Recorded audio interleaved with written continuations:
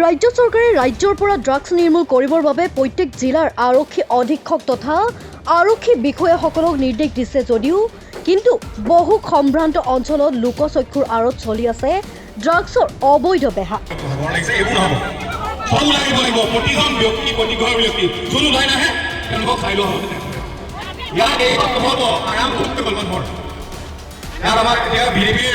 যাৰ ফলত সামাজিক পৰিৱেশ বিনষ্ট হোৱাৰ লগতে বহু অপ্ৰীতিকৰ পৰিস্থিতিৰ উদ্ভৱ হৈ আহিছে ৰাজ্যৰ বিভিন্ন প্ৰান্তত। এনে এক দুৰ্ভাগ্যজনক পৰিস্থিতিতে এদল উদণ্ড যুৱকৰ আক্ৰমণত অকালতে প্ৰাণ হেৰুৱাবলগীয়া হয় যোৰহাটৰ চন্দননগৰৰ যুৱক বেদাংগ ভূষণ বৰুৱাই। কালি চিকিৎসাধীন অৱস্থাত যুৱকজনৰ মৃত্যুৰ পাছতে আজি উত্তাল প্ৰতিবাদ সাব্যস্ত হয় যোৰহাটৰ চন্দননগৰত। পুলিচ আমাক নিদিলে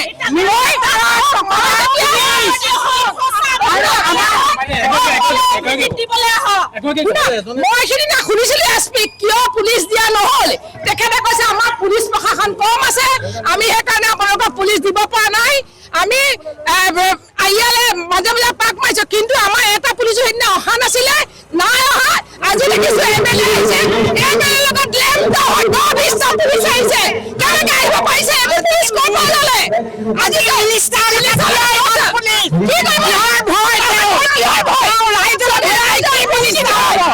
আমি ভোট বৰ্জন কৰিম। প্ৰতিনিধি হয়, ৰাইজৰ প্ৰতিনিধি, ৰাইজে পাতিলে ৰজা হয়। তেনেকুৱা ৰাইজক তেওঁলোকে অৱমাননা কৰিছে। নিজে পুলিচ লৈ ঘূৰিছে, লাজ নাই। এতিয়া আমি এইটোৱে বিচাৰো, আমাৰ ন্যায় লাগে। আমাৰ এটা পুত্ৰ হেৰাই গৈছে, সেই পুত্ৰৰ আমি তাৰ ৰক্তৰ বিনিময়ত আমি সেইখিনি ফাঁচি বিচাৰো। আজি চন্দননগৰত কেওটা বাইলেনৰ আৱাসীসকল ওলাই আহি চন্দননগৰত প্ৰতিবাদ সাব্যস্ত কৰে। লগতে ৰাইজে সন্দেহজনক ড্ৰাগছ পেডলাৰ কেইবাটাও গৃহৰ সন্মুখত প্ৰতিবাদ সাব্যস্ত কৰে। লগতে ৰাইজে আজি প্ৰতিবাদ সাব্যস্ত কৰি মৃত বেদাংগ ভূষণ বৰুৱাৰ ন্যায় বিচৰাৰ লগতে দোষীক ফাঁচি দিয়াৰ দাবী উত্থাপন কৰে। আনহাতে আজি স্থানীয় ৰাইজে আহ্বান কৰা প্ৰতিবাদী সভাত উপস্থিত হৈ যোৰহাট আৰক্ষী তথা যোৰহাট আৰক্ষী অধীক্ষকৰ বিৰুদ্ধে ক্ষোভ প্ৰকাশ কৰে। বিধায়ক হিতেন্দ্ৰ নাথ গোস্বামীয়ে কয় যে আৰক্ষী সদায় ৰাইজৰ কাষত থাকিব লাগে, কিন্তু বৰ্তমান যোৰহাট আৰক্ষীৰ তেনে সক্ৰিয়তা দেখা পোৱা নাই। এজন ড্ৰাগছ পেডেলাৰক আটক কৰি দুটা চৰ মাৰি নিশাটো থানাত বহুৱাই আৰক্ষীয়ে দায়িত্ব সামৰিলে নহ'ব। এই সকলো ক্ষেত্ৰত আৰক্ষী সজাগ হোৱা উচিত। পুলিচ আমাক নিদিলে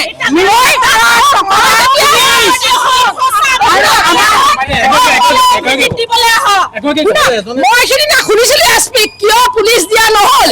তেখেতে কৈছে আমাৰ পুলিচ প্ৰশাসন কম আছে, আমি সেইকাৰণে আপোনালোকক পুলিচ দিব পৰা নাই। আমি ইয়ালে মাজে মাজে পাক মাৰিছো, কিন্তু আমাৰ এটা পুলিচো সেইদিনা অহা নাছিলে, নাই অহা। আজি দেখিছো এমএলএ আহিছে, এমএলএ লগত পুলিচ আহিছে, কেনেকে আহিব পাৰিছে? পুলিচ ক'ৰ পৰা ল'লে? আজিকালি লিষ্টাৰ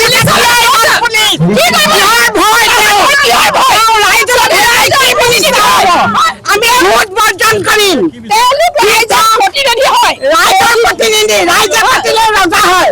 তেনেকুৱা ৰাইজক তেওঁলোকে অৱমাননা কৰিছে। নিজে পুলিচ লৈ ঘূৰিছে, লাজ নাই। এতিয়া আমি এইটোৱে বিচাৰো, আমাৰ ন্যায় লাগে।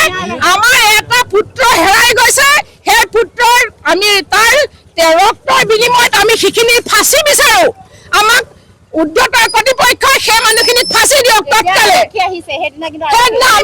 সেইদিনা আৰক্ষী এজন আহিবলৈ সময় নহল, কিন্তু ল'ৰাটোৰ মৃত্যুৰ পিছত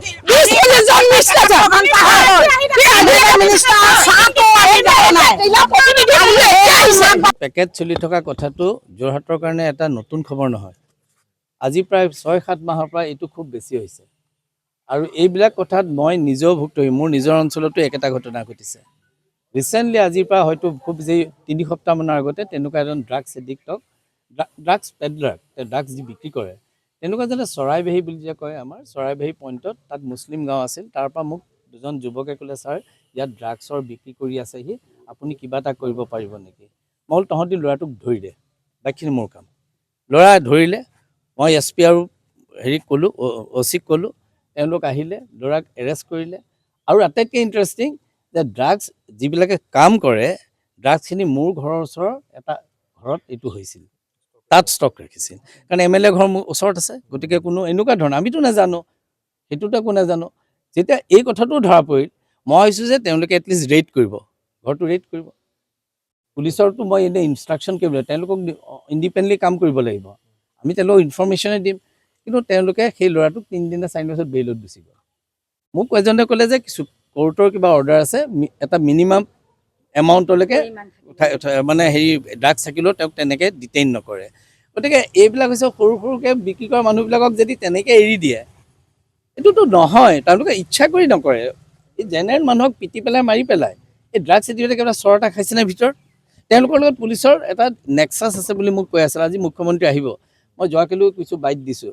মই সাধাৰণতে চৰকাৰখনৰ মানুহ, মই চৰকাৰখনত ক'ৰবাত যদি ভুল কৰে কোনো প্ৰশাসনীয় বিষয়ে, মই কেতিয়াও সেইটো টলাৰেট নকৰোঁ। আমি একশ্যন ল'বই লাগিব।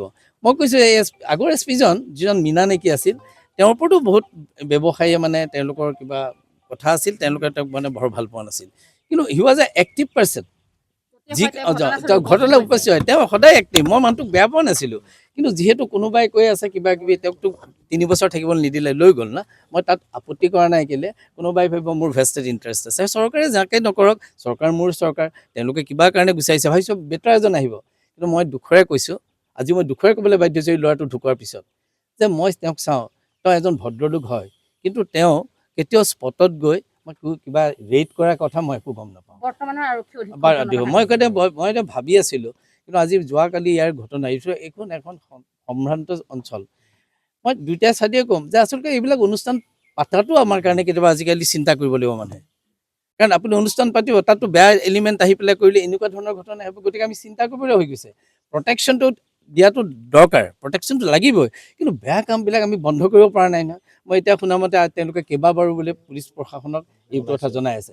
আনফৰ্চুনেটলি মই প্ৰতিনিধি দিছোঁ, মোকো যদি তাৰ কপি এটা দিলেহেঁতেন মই নিশ্চয় কথাটো বেছিকৈ গম পালোঁ। মই এনেকুৱা চন্দননগৰৰ ভিতৰতো যে এইবিলাক ঘটনা হ'ব, আমাৰ ফালে চৰাইবাৰী হওক, আমাৰ ইফালে অকণমান গাঁও অঞ্চল, আমাৰ জামুগুৰি হওক, সেইবিলাকত অকণমান গণ্ডগোল হ'ব পাৰে, ইয়াততো মই আশা কৰিব নোৱাৰোঁ। আৰু ল'ৰাটোৰ দোষটো কি?